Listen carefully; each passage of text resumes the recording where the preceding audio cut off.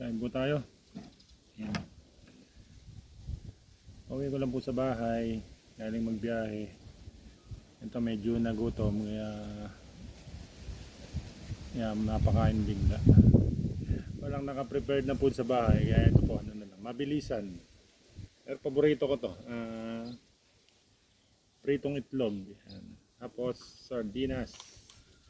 Tapos yung sausawan, yung kamatis na may sibuyas with ginisang bago. Yan.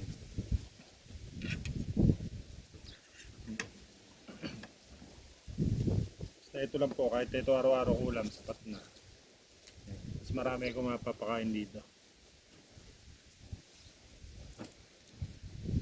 Kain po tayo.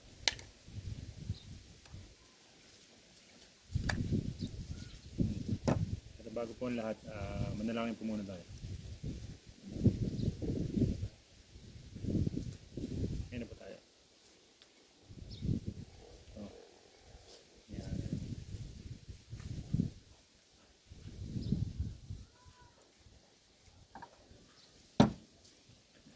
Kain sa ano po, tabing bukid. Ayan, lamig dito, mahangin.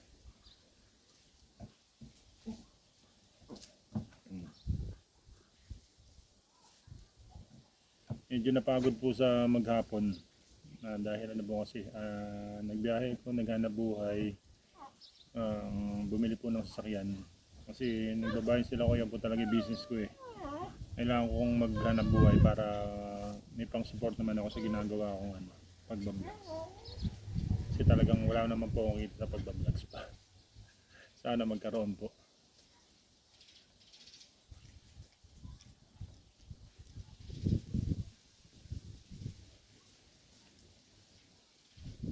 Kain po kayo.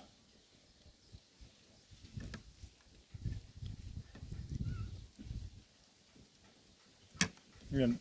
May natira naman pong dalawang Shanghai sa bahay.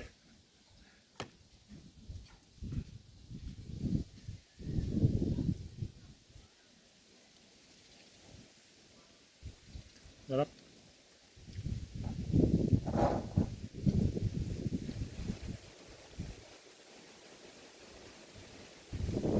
Actually, nagda-diet po ako eh.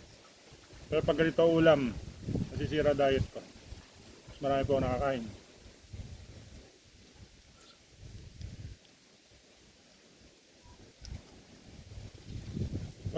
Pag karne po kasi ang ulam, baboy, manok, medyo nakokontrol ko ang pagkain. Kasi alam kong bawal talaga. Kaya pag ganito, yan, hindi ko nakokontrol. Masarap kumain.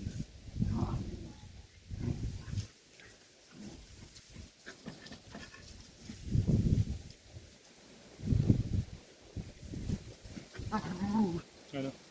Lamig po ng hangin, no? Sa bukid po tayo ngayon. Hindi ko kasi ng bahay namin po mga bukiran.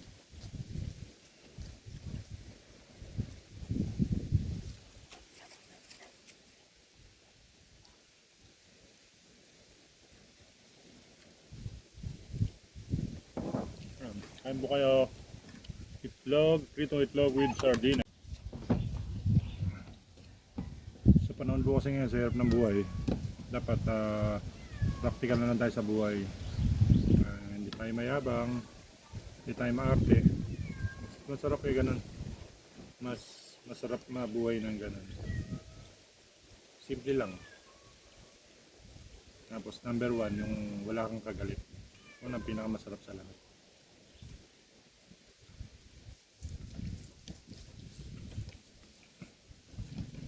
Yan, ubos ko na itlog.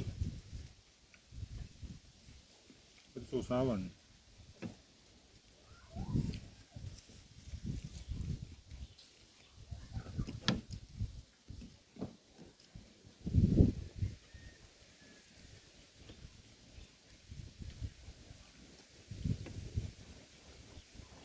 Sarap, grabe.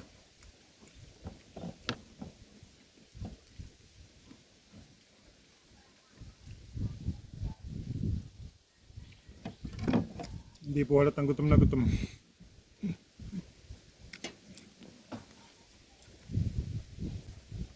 Sino pa mga nag-ulam ng ganito sa inyo? Comment naman po kayo.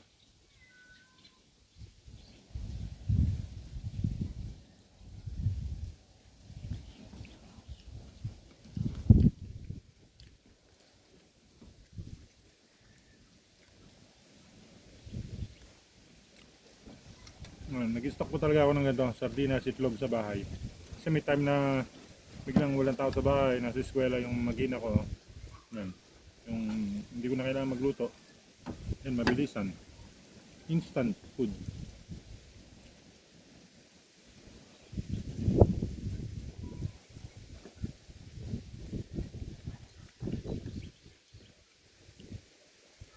Talaga masarap siya.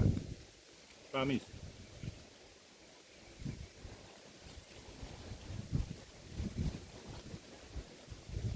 Sabi ko naman sa inyo, pag ganito ko nakain, mas marami ako nakain eh.